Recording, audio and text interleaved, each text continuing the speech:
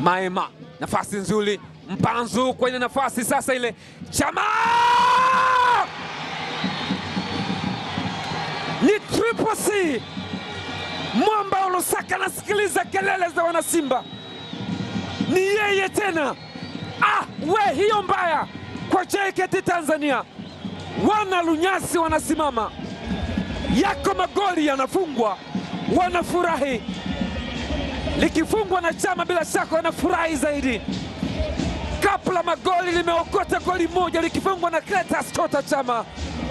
Mwamba Lusaka, moja kati ya wachezaji mafundi kabisa wakati wa Ahmad Ali. Jasho jembamba linamtoka.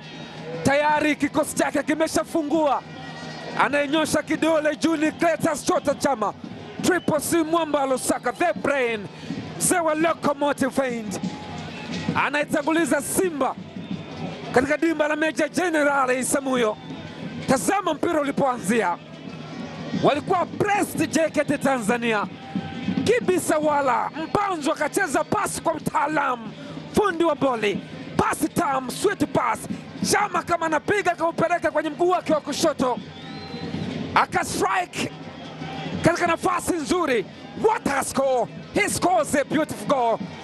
Mwamba Lusaka, Chama